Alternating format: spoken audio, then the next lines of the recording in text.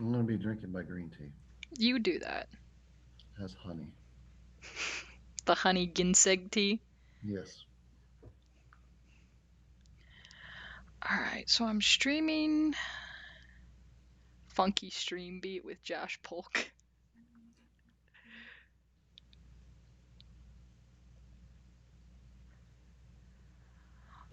All right, we are up and running.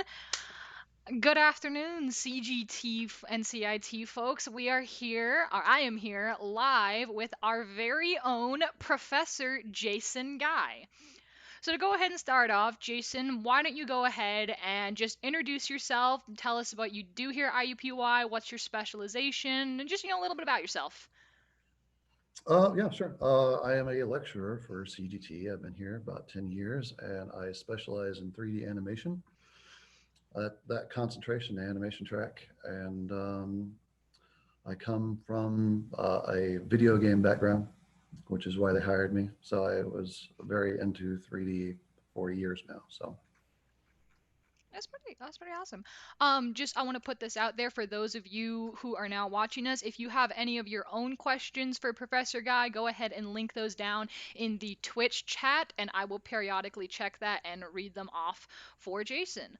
So to go ahead and kind of get into this right now. So you said you've been at IUPUI for about 10 years now. mhm. So before you got here at IUPUI, what is your industry background? So kind of tell us the journey of where you started out in your field and how did you get from point A to now currently teaching animation at IUPUI? I don't know if we have enough time. All right. So, those of you who don't know, actually, Professor Baldwin and there is a remote teacher, Professor Cook, actually taught me when I got my bachelor's degree from IUPUI. So they were actually my professors many years ago. I graduated in 2004, and much like how the speaker last night was saying, how they just sent uh, resumes everywhere. That was basically me. And this was sort of pre having your own website, but about the start of the time when everybody had their own website. But I sent out CDs and I got on, I knew I wanted to do video games. I had studied 3D a lot through Professor Cook. And I got on a website, I don't even know it's around anymore, called GameSpy and looked up all the addresses of basically everywhere. And I sent like shotgun blasts, sent out like 50 to 100 of these CDs with my cover letter and resume and waited. And I got something back. I graduated in May and I got my first interview in September in a small place called Pop Top Software in St. Louis, Missouri. And the first thing I got on a Friday was, hey, you were interested, but could you take this art test? And an art test, and if you go into the video game industry as a software engineer, they're going to have you do a coding test. An art test, basically, they give you, a poly count, the parameters that they're looking for, and then whatever subject matter. Now, Pop Top had just finished doing Railroad Tycoon 3, so they basically gave me their concepts and parameters for a locomotive and said, have it to us before we come back on Monday. So I sat in front of my computer all weekend, literally all weekend. And then right before I sent it in on Sunday, I tracked down Professor Cook to give it a good glance over, and he gave me some pointers. Sent it in, and they liked it enough to ask me for an interview. So I drove to St. Louis, and they must have liked me, even with my. I've been told that I have a very strong Southern accent, and I don't hear it. But to a person from St. Louis, I might as well be from Alabama. But they must have liked me because they hired me, and I moved. Me and my wife moved into a small apartment, and I had just had a daughter the same month we graduated, and started working there. And I shipped my first game, and this is another side story, but I'm going to go ahead and say it. Uh, the Sorry, hold on just one second. No, you're fine. You're fine. The the studio was bought by Take Two Software, and if you've played video games, they've published Rockstar, they've published Firaxis, they've published a lot of people. BioShock games were Take Two, and they had bought that studio because of the guy who developed Railroad Tycoon 3 and Tropico. It was another game that they worked on.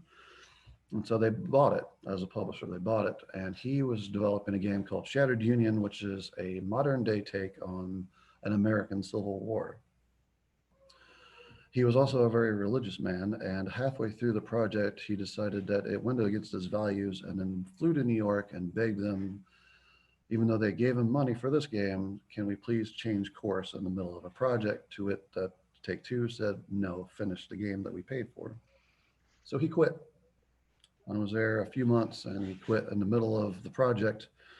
And I think at that point, Take Two already knew that they were shutting his studio down, but they said, you guys try and finish the game. They gave us very hard deadlines. And I was crunching all the time. I was working like 60, 70-hour weeks for like 6 months. But we made our deadline.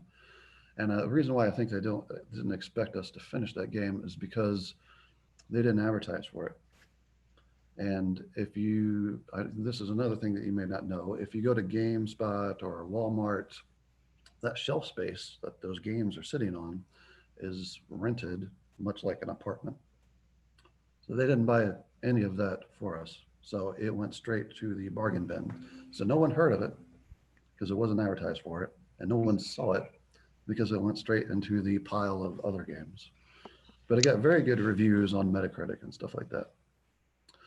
So I was there about a year and a half, and in December they shut the studio down. But around that time, they bought Firaxis. Firaxis was an independent studio, and they're famous for doing like the Civilization series, run by Sid Meier, very famous game designer. And So this they is where civilizations comes in. so they were wanting, they bought Firaxis, and they wanted to grow Firaxis. All right, they wanted to ship more titles more frequently. So they're like, all right, well, you guys did sort of strategy games. How about you guys interested in moving to Baltimore and working there? And I had two kids by that point, and I'm like, I'll take a job anywhere, but especially Firaxis. So um, they flew us out there, and it was a sort of pseudo interview. I did not take an art test at Firaxis. They looked at my portfolio, and I think we went around and talked to basically most of the people in the office, and I think they were just seeing if we would gel with them and if we weren't weirdos or anything like that. And got the job, and we split a U-Haul with another couple, and basically uh, sort of convoyed from St. Louis, Missouri to Baltimore in January. And I started at the end of January at Firaxis in 2000. That would have been 2005.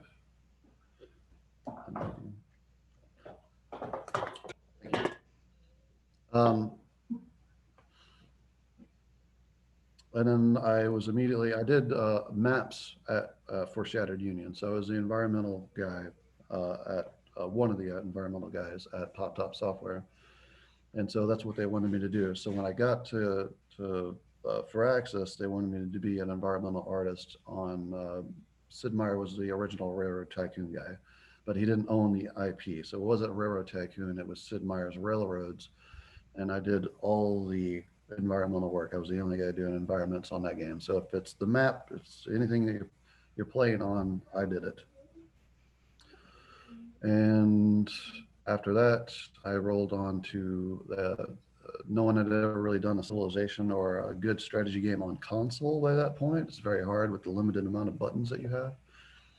So Sid wanted to do a civilization on console. So I started doing environmental work on Sid Meier's Revolution because of it being the first strategy game like that on a console. So I did environments on that.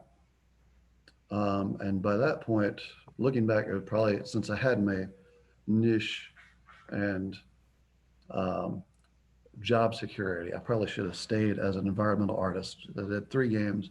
They seemed to be pretty happy with me, but I was dead bored. I was really burnt out on doing environments by that point, and I really wanted to do modeling because uh, most of the work that you do is inside like a game engine editor or things of that nature.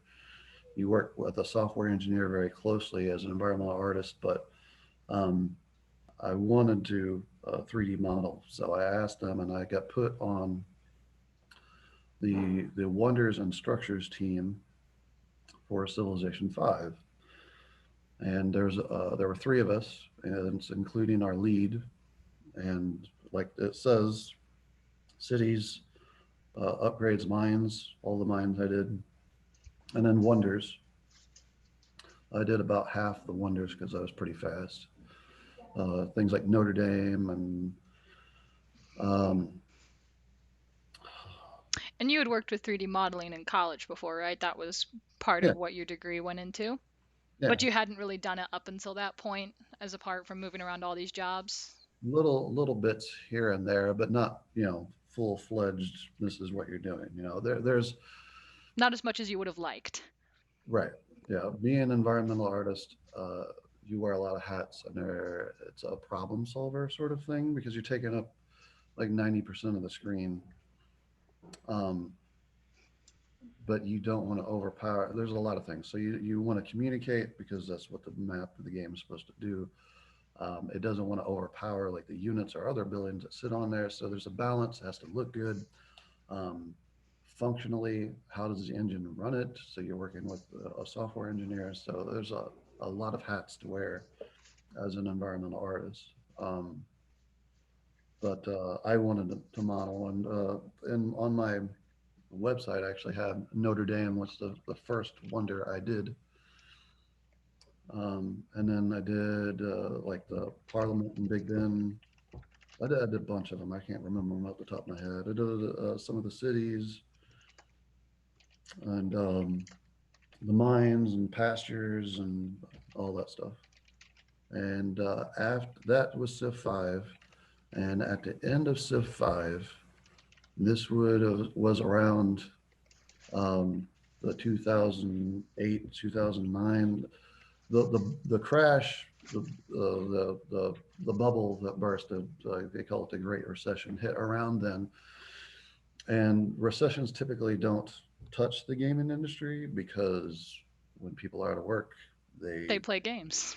play games. Yeah, but that one was so bad it actually eventually a year or so later caught up with the video game industry. And so Take Two decided to downsize Firaxis, and since our game just got finished, I was one of the ones that got cut.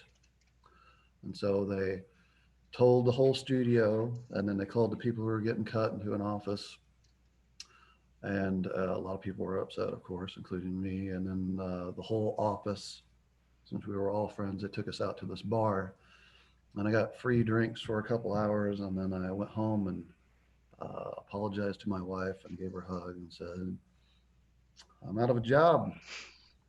And about that point, it had already been scheduled before I got laid off, but IUPUI was flying me back, as well others. There's a Pixar guy that got flown back to talk to students as sort of a rah rah, this is what you could be sort of thing. And right after I got laid off, I called him back and said, hey, you still want me to go? I'm not working right now. And they did. So I went back and talked, and it was interesting because one of the VFX artists was in between jobs as well, and so he made me feel better about the situation. And that's when I ran into my old professor, Dan Baldwin, and we got to talking. And as I was kind of interested in moving back to Indiana because I'm from here originally. I know I'm not making AAA games here, but I was looking for a way to move back eventually. And he goes, want to teach? We need teachers. And I'm like, okay. So that's how I ended up here. So Dan was actually an old professor of yours? Yep. Which college was that? IUPUI. Oh, you graduated from IUPUI? Mm-hmm. I didn't know that. I always thought it was somewhere different.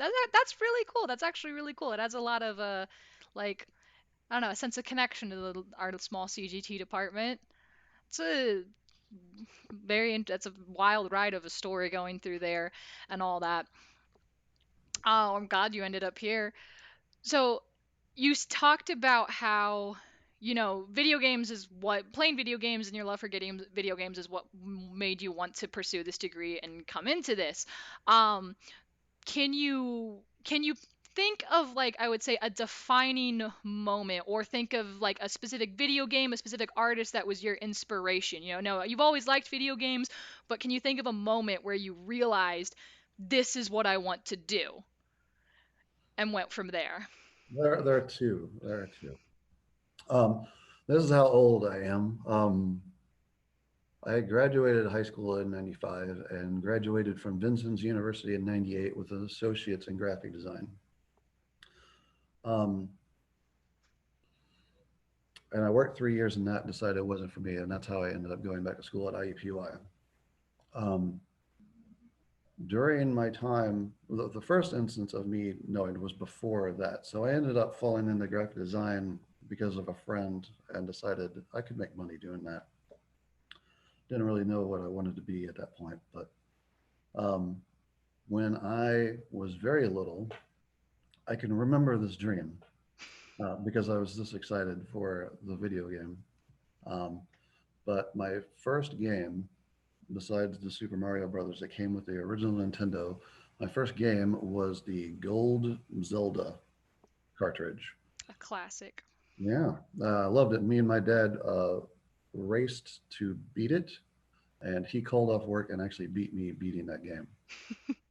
But Zelda 2 was coming out, and it was in the Nintendo Power and all that. And so I had a dream about playing that. I was so excited. So that's the first instance of me being arguably too into video games. And then while I was actually going to Vincent's, I was studying Photoshop and design principles and stuff like that. Um, and Final Fantasy VII had came out for the PlayStation. I was a huge Final Fantasy guy, and Seven's arguably the best one of them all. And they had these cutscenes. So you summon these like gods or creatures that come in, and they had these awesome animated cutscenes that would come in, and the artwork at the time was amazing. And so I basically like I don't know. Obviously, I didn't take a screenshot or anything like that. I guess I had to describe it to my professors at the time, who didn't know what I was talking about. Like, how did they do this? How would you make this art? Because it was amazing to me. And they didn't really know. And there weren't really many schools back then for 3D. I know that when I went to IUPUI, it was extremely new. So, um, but yeah, that um, sticks in my mind as I want to make video games. That's too cool. Circles all the way back to childhood dreams. Yeah, That's really cool. Now I think it's really great how, you get to live out your dream, your literal childhood dream, going back to that. yeah. And so that's some pretty great inspiration. So going from there, was there ever a moment where you doubted yourself so much to the point you thought, I can't do this, I can't make money with this, I'm gonna switch career paths and do something else? Did you ever have a moment of self-doubt like that? Well, I graduated in May, and my first job. I mean, I remember, we lived in this small apartment, and I had a child at the time, and I was a new father. So I remember freaking out a little bit because, I'm going to have to pay student loans soon, and I've got this kid, and hopefully this was all worth it. I don't remember going ever being at that time. I remember panicking about that, but I don't remember feeling I can't do this. Okay.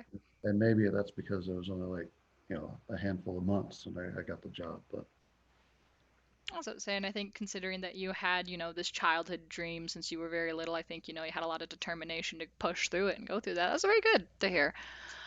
Um, going on from that, so you never considered another career. So here's a question: if you could pick a different career completely outside of this realm. You can't just say you do motion graphics instead of animation. Nah, it's got to be completely outside of this field of technology, graphic design, animation. If you could pick a different career, what would you pick? I always joke around and say I'd be a weatherman because you get paid and you don't have to be right. Is that your actual answer? Is that your If I was really like, I don't know, I don't have a math brain, but uh, I've always been interested in like investments or personal finance and things like that. Maybe that's just because I'm getting older. If it has to be unart related, then yeah, something like that maybe. I like cooking. Hey, Chris said he would go do culinary arts. That doesn't surprise me. No, he had that answer ready to go. I had barely even finished the question when he was like culinary arts, hands down, way to go. So now, so obviously, so no other career paths going through that. So in your career of animation and 3D artist, do you have a worst client experience? Just anything out of all the out of all the bad experiences you've had with clients, customers. It could be uh, working back from when you're working with the studios, even with that. Does anything stick out as this was one of the worst experiences you ever had with a client? Well, the client would be whoever played the video game and all the video games. I mean, I think I told you. I mean, the game not being advertised would and not Hmm. shelf space. That would probably be the worst one. But all the games I worked on were well, three of them were made by Sid Meier, so they weren't poorly reviewed. They were all well reviewed games. So I think I got lucky in that sense that all the games I worked on people liked. Have you ever done any freelance? Where you like where it was just maybe were you maybe a small team working directly with a customer who came to you for something? Um, Not in a traditional sense. I guess, I mean, I'm not getting paid for it, but I'm doing this movie with Professor Baldwin. Um, but I mean, my timeline from early on was graduated with my bachelor's degree, bouncing around the country. And then I only had a bachelor's degree, so I immediately had to get my master's to teach. And then I've been teaching for 10 years. So, um, and I got three kids. It's very hard. Um, and I respect artists who have all these responsibilities and still make time for their own art. It's such a juggling act. Um, but I just, I feel that. And I not don't even I got like a quarter of the responsibilities. So going through, so kind of on the flip side of, worst experiences, what would you say would be your best experience, or should I say, your proudest accomplishment, or maybe a couple different accomplishments throughout your 3D artist career? Does anything stand out to you? just, I mean, when you think about things, one, when I was learning 3D, I bought Civilization 3. So I was playing that game, and it was just weird to me that I ended up falling in with that studio. Um, but when you think about making video games, especially ones like that, I mean, not even like Steam. You have like Steam, obviously, is around the world, so people are going to see it that way. But your old school in a box, people pay for distribution.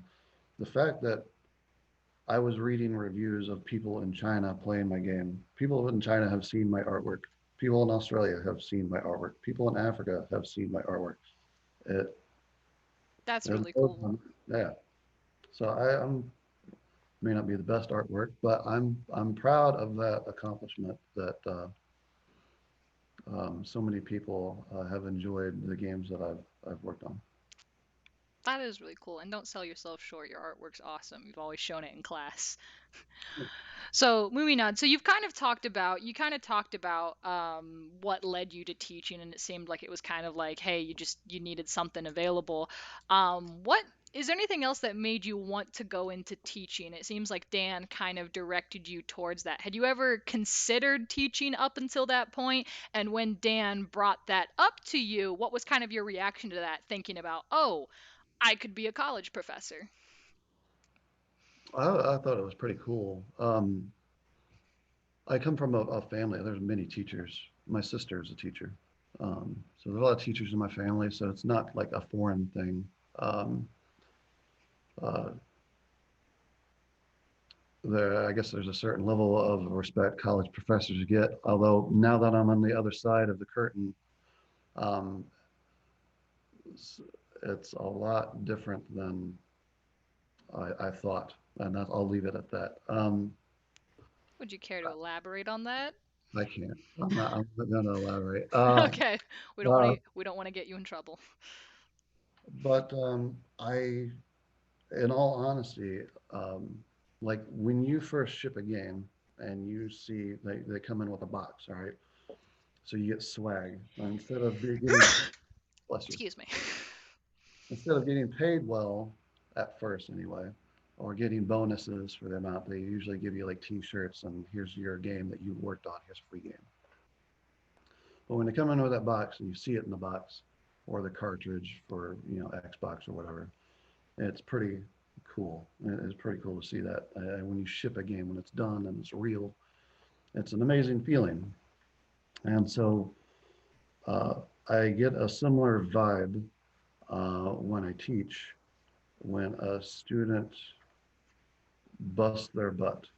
And they don't have to be like the next phenom for me to get that vibe, but if they get excited about the artwork um, and they're getting it and they're learning and they get excited about their art and they really put in the effort, I get a similar feeling of when I ship a game. Like oh, they're going through what I went through. They're excited about 3D or animation, um, and they could be potentially the next me. I know that sounds conceited, or the next 3D artist for video games. It doesn't have to be me, but you know what I mean. Oh yeah, no, no, I know what you mean.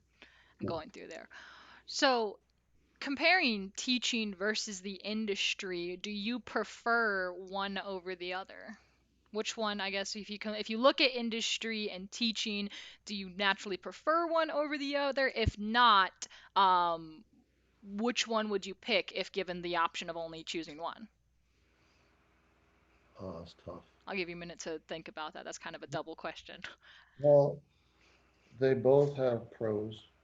I really miss because when you're in the industry, you're surrounded by fellow nerds who usually end up liking the same things you do or introduce you to something you've never seen before but is equally as nerdy. Um, and so I've really missed the people that I worked with. Um, that said, there's a lot of freedom in teaching, and I work with some equally cool people. It's especially during the pandemic, you don't really see those other people too often. So, for instance, me and Dan hardly ever see each other because he's in on one day and I'm in on the other, and that's the way it is. Or especially with the pandemic, I never see Chris other than the department meetings. I rarely see people I work with anymore. So, um, but I like the freedom. I enjoy teaching. I enjoy making video games. So that's a tough one. I can't say one or the other. I mean, obviously, as a student, you're thinking, why wouldn't you pick video games? Because it's amazing. But Not you, necessarily. you make your third or fourth video game that's just Civilization 4 or 5 or 6, and it gets old a little bit. So yeah, I'd say I like both in different ways. But if you had to pick one, which one would you go with? I like my home and I think my family's comfortable, so I'd stick with teaching. It's a great way to look at it. And that's a great way, as I think you brought up some good points on, seeing how it's like you get to work with teams and work with that, whereas here it's kind of like you are a team, but you're all separate doing your own thing, especially now with the pandemic and everything going down with that. So, in line with teaching and seeing as, you would stick with teaching given the option, what is your teaching philosophy? What would you say your teaching style is, your way to go about it? Your teaching philosophy, what would you say it is? Um, I try to give, I try to teach students in the manner in which it was done in industry. And I think that's something that a lot of us try to do, or all of us try to do. Being I come from industry, like when I teach my 3D course, I teach it exactly how I would approach doing it when I got the job from our producer. So, um, because eventually, you know, a school is school, and you guys are going to go out, and you're going to get a job, and hopefully, I make it as easy a transition as possible. I could say that's a great way to look at it. We have a question here from the chat. I think it's Luke Jones. He asks, "Do you ever get the itch to make games again?" I was just talking to someone um, on another Discord about that. They're doing a solo game. I've toyed around doing. There's a game called on Steam. It's an indie game.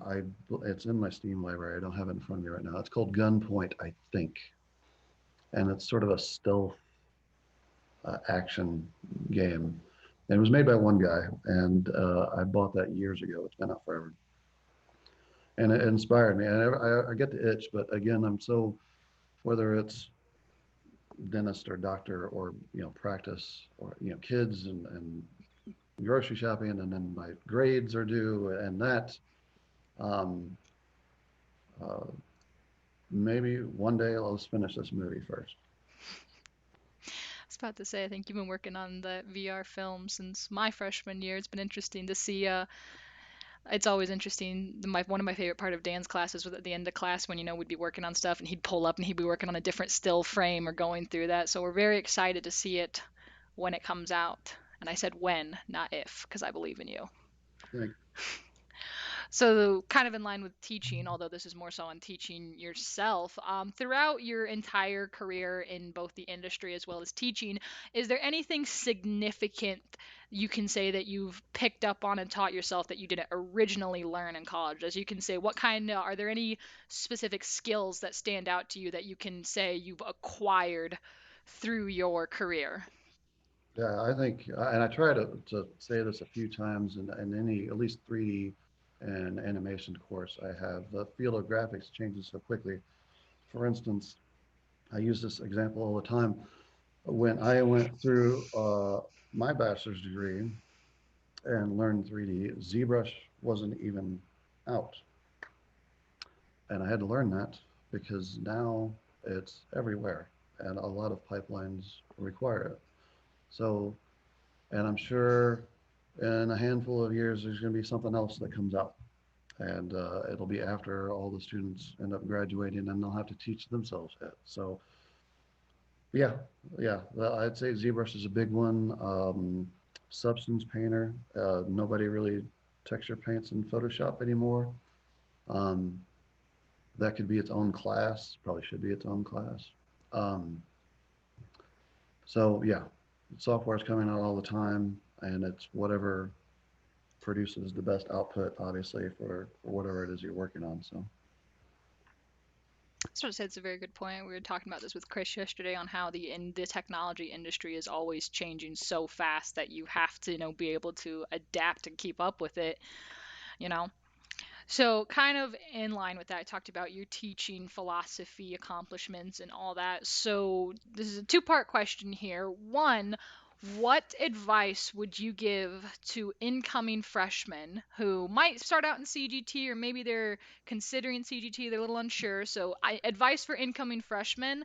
And then the second part is, now what advice would you give to seniors graduating and heading out into the industry?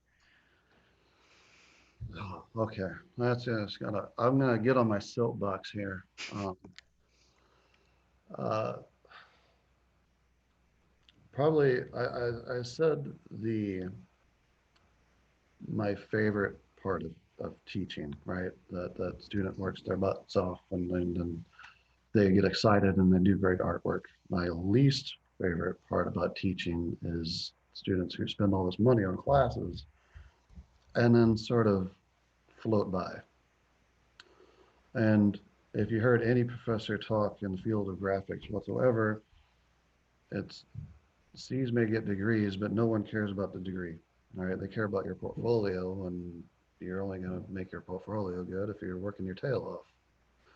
So, um, my biggest suggestion for freshman students is grades are important. Getting that piece of paper that you graduated is important. Um, but doing the work and becoming a better artist and then having that portfolio piece that proves your skill um, is the most important thing ever, ever. And that only comes with practice and work. There's no shortcuts.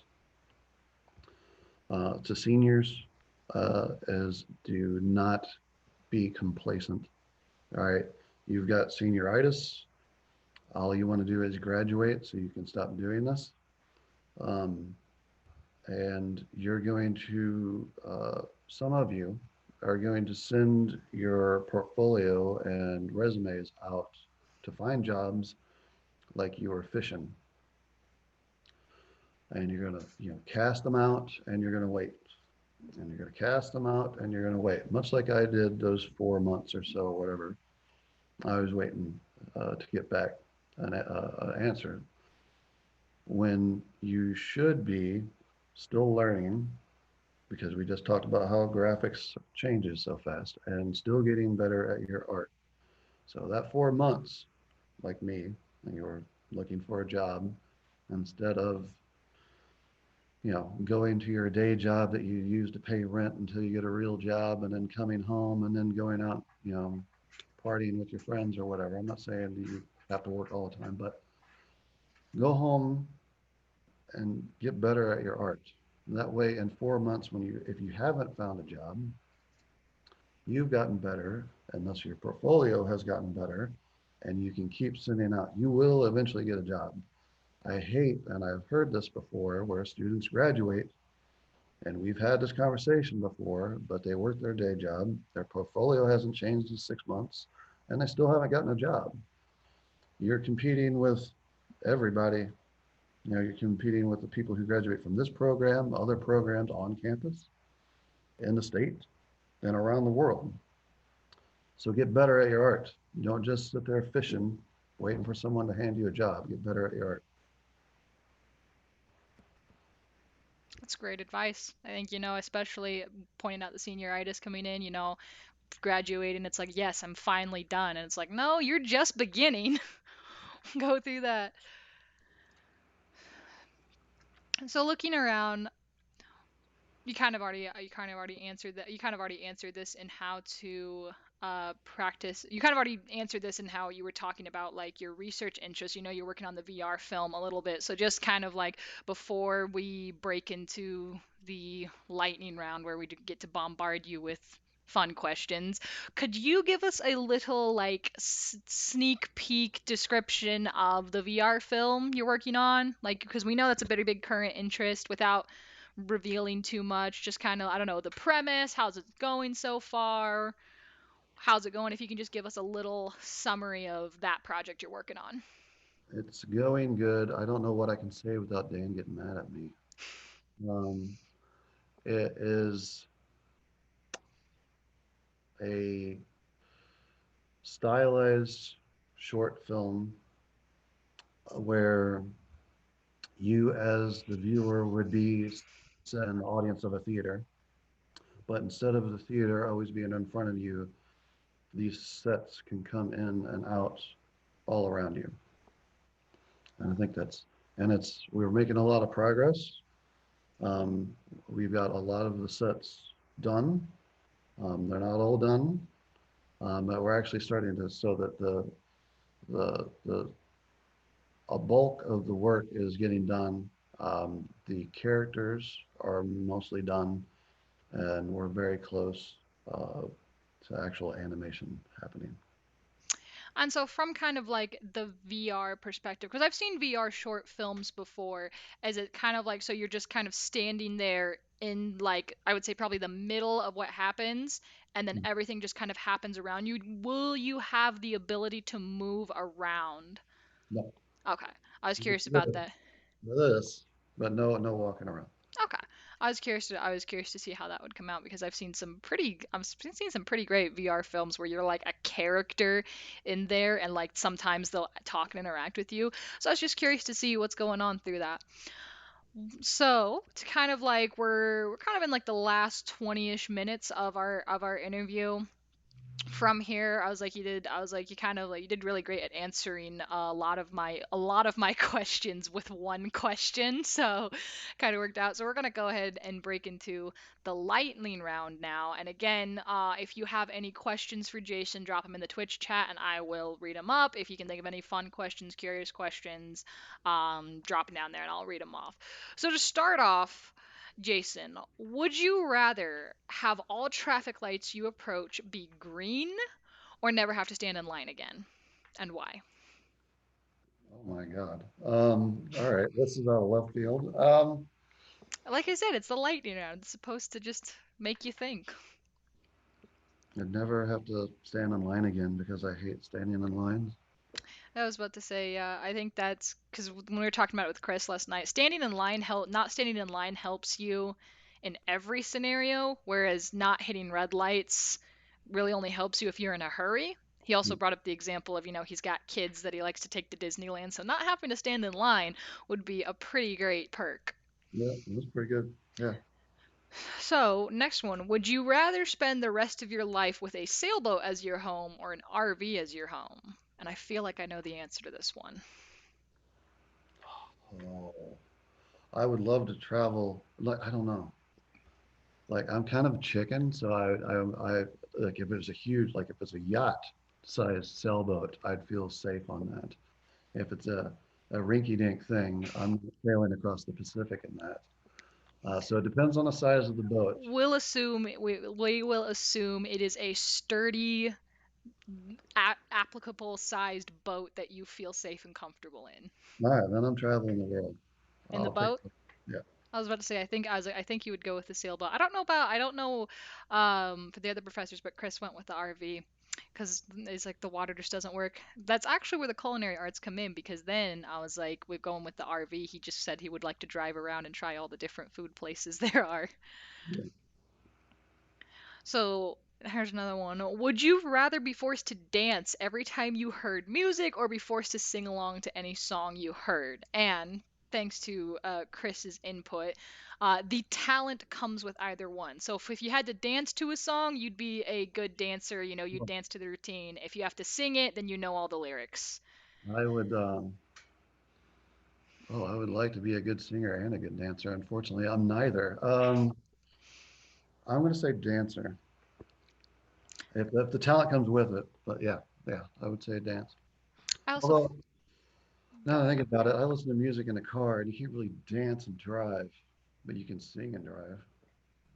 So I think in the essence of safety, I might have to choose singing. That actually brings up a good point. I guess like what constitutes as dancing, tapping your foot to the beat. That's not dancing. If that were the case, I'd be an amazing dancer. Would you rather have a completely automated home or a self-driving car? Assuming the self-driving car is 100% foolproof and not a Tesla crashing into things. What what is a fully automated home? What does that do You for like you? walk into your kitchen and you say home, coffee make, and it starts making your coffee. I don't know. Haven't you watched Black Mirror? Hmm. Um, Think of like Jarvis from Iron Man having an AI like integrated into your home so you could have it turn the oven on, pour your coffee in the morning, make you toast. but who's putting the bread in the toast? The house or the bread in the toaster oven? That is Huh? an excellent question. Okay, let's assume there are basically any technological device. I mean, I suppose you could install like a robotic arm in your kitchen that grabs the bread and puts it in the toaster, but you'd have to specify that that's what you did. I'm gonna say automated car because the older I get, the more I hate driving. Like I am, you may think that I'm warm and fuzzy now, but you get me behind the wheel of an automobile and I am quite grumpy. I don't and not friendly to be around. I don't think warm and fuzzy were words I've ever used to describe you. Just put in just so we're clear here. So C, going back to the previous question, if you had a self-automated car, you could dance in the car while you're listening to music because you don't have to worry about driving. That's true. Yeah. Okay. If that were the case, I gotta not. Did you get it? I don't think so. Okay. Would you rather never be able to use a touchscreen or never be able to use a keyboard and mouse? Touchscreen. Never be able to use a touchscreen. See, Chris said the same thing. Why? That's like everything is touchscreen. You can get a touchscreen mouse and keyboard. I don't do any gaming on my phone. I hate gaming on my phone. I Fair only enough. do, only do gaming on my computer. I have a PlayStation 4 that's collecting dust. So I need a keyboard and mouse. But Plus, I write a lot of emails and such being a teacher. So, so why not couldn't you just use a touchscreen keyboard and mouse? oh, that's horrible. There's no haptic feedback. Hate touchscreen keyboards. All right, here's a question coming in. Would you rather look like Jar Jar Binks or talk like Jar Jar Binks for the rest of your life? That was sent in by Skeeverbutt420 on the Twitch. All right, Skeever, but oh, somebody play Skyrim. Um, I guess talk. I'm not looking like Jar Jar. Imagine trying to teach your classes like that now. I was gonna say I probably wouldn't make a semester before I was run out of there. I would lose my job. All right, let's see if we get any more questions like that. Hey, keep those coming on the Twitch. This is gonna be great. So, all right, you're stranded on an island with only 5 items. What items do you take with you? Assuming you have to survive for a month, what items do you take with you on a stranded island? And no, it cannot be some form of transportation or some kind of communication device. 5 items. All right. Well, to be practical, a fishing pole. All right. Got to eat. A tent. A little lighter. Um, What if the lighter runs out? all right. One of them strike sticks that they have in Survivor Man show on TV. Um, I would probably need like a whole case of sunscreen because I'm very white. That's That's what four. you, that's what you got the tent for. Stay out of the sun. Oh, no, no. I got to Because walk around my island, Okay, because sunscreen is only one item, so you can only take one bottle of sunscreen. but it's one case of sunscreen. The case But is it's one. one, no, it's one item. You can't cheat that way. One singular tube of sunscreen. It can be a large one. I don't know how big they make them. What, like 24 ounces? All right, all right, all right. I'm the biggest can of sunscreen ever. All right, so I can eat, I can sleep, I can not die from exposure, and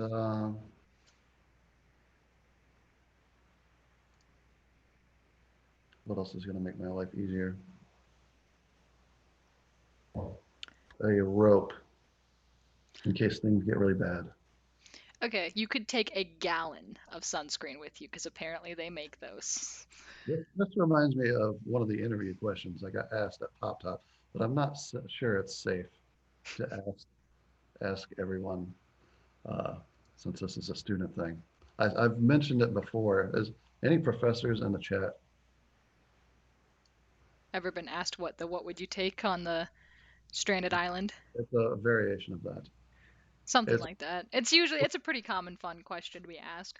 I mean, we are banking that our professors will be civil and mature as they are the ones who are representing the CGT department. So, being as mature as I can. All right. all right, so going through there, what else we got on here? How would you describe yourself in 3 words? And 3 words only. Well, it's a good question because I think that I'm sort of this happy-go-lucky guy, but then the rest of my family says I have no sense of humor and am very serious all the time. Um, um, I was about to say, I was like, you must have a family of comedians then. but I do. I do. um, three words. I'm gonna say, oh, what can I say? Average, I'm average in about every possible way. Um, I think I'm fun and nerdy. I would definitely be called nerdy. I would agree with that. I think that works.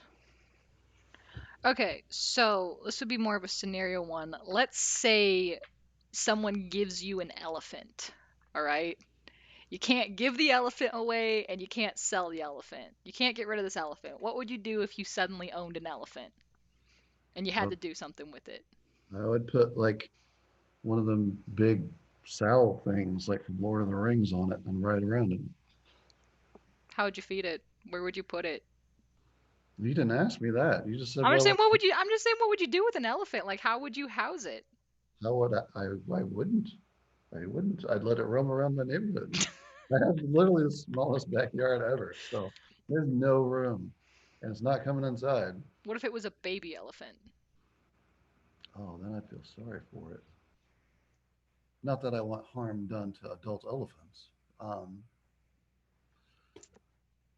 I don't know. Like, if I had suddenly a doorstep baby elephant, then I would probably go to the Indianapolis Zoo and say, "Hey, I That got some for you can't get rid of the elephant. The elephant is yours now.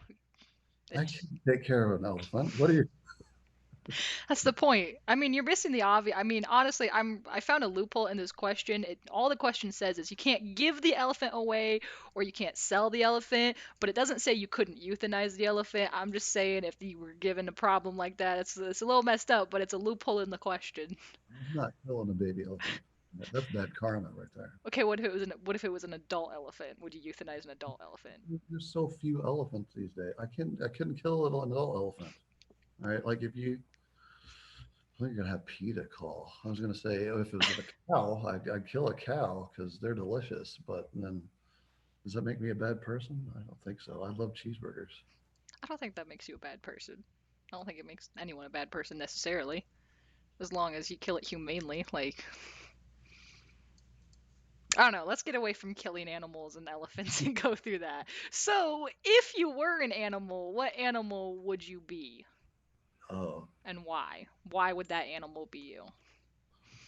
well, I know what my wife would say. She would say sloth because that's her spirit animal.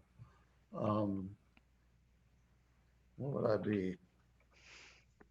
So, your wife said you would be a sloth. No, no, she would be a Oh, sloth. she would be a sloth. Mhm. I would be. Oh, would be fun. I'd be a shark.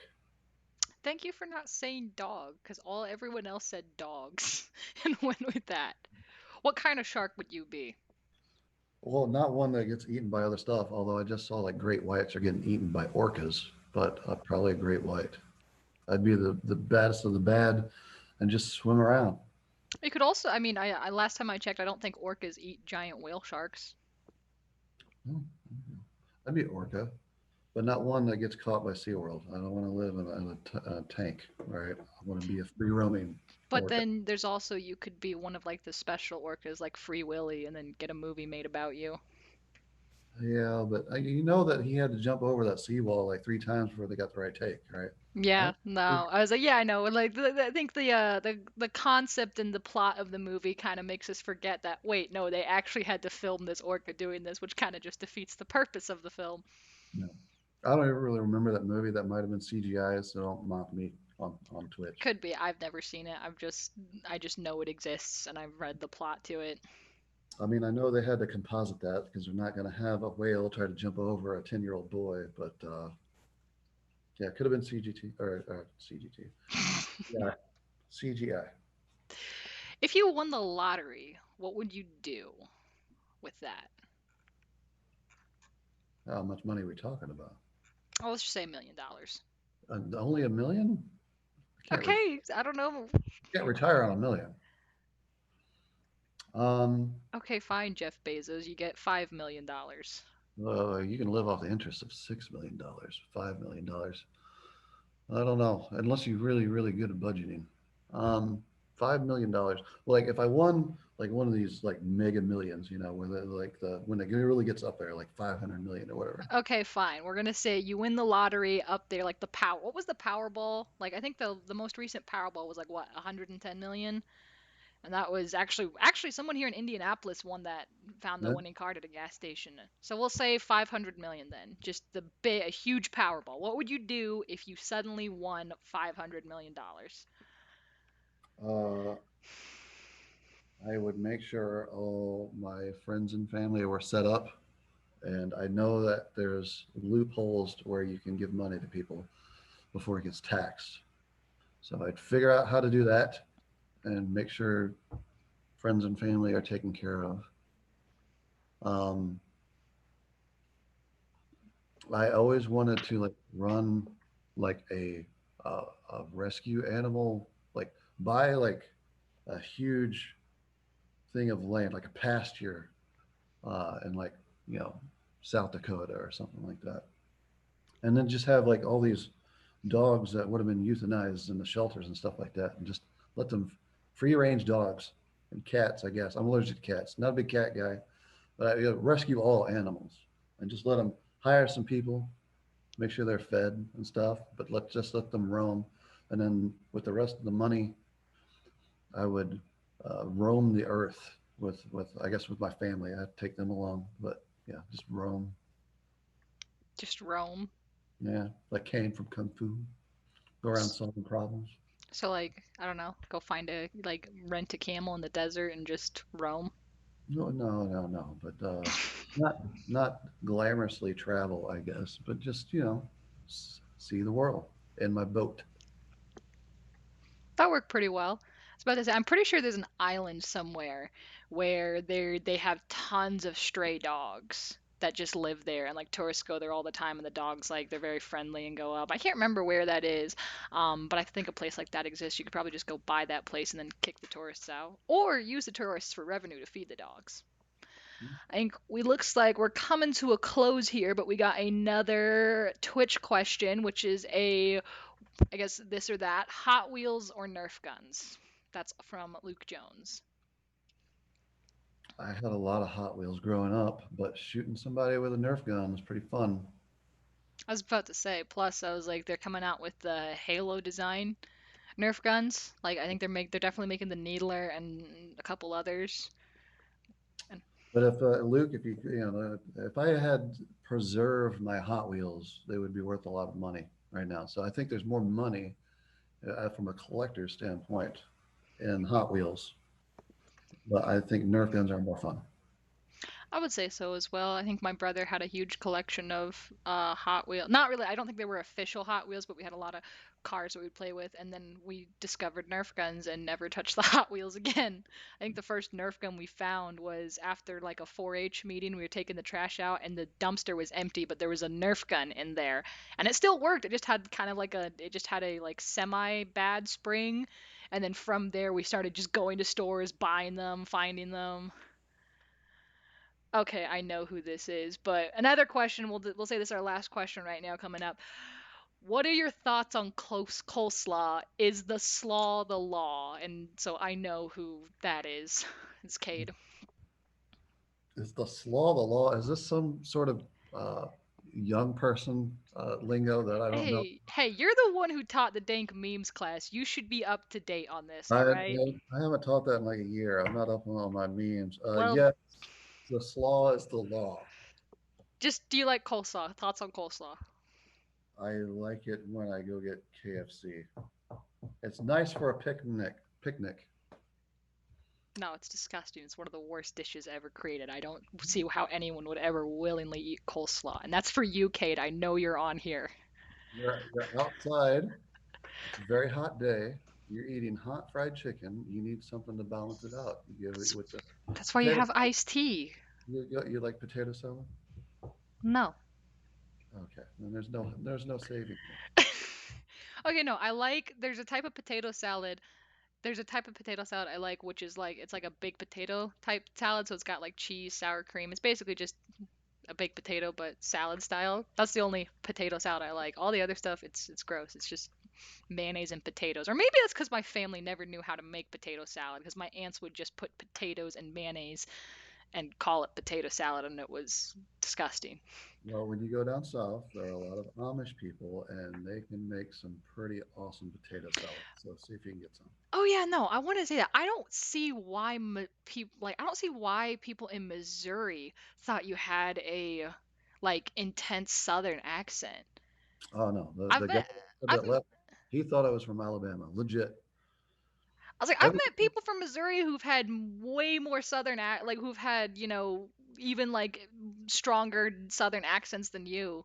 I don't know. I guess like I don't know. Is that like Well, it's just something that I learned moving to St. Louis is that growing up in southern Indiana, close to Bloomington, I was very proud to be a Hoosier, even though nobody really knew what that was other than somebody from Indiana. I moved to St. Louis and realized Hoosier was a derogatory term over there. And I think from asking people over there, I think it stems from the Depression. A lot of yeah, people moved from here over Hoover? there, um, and they did not like that.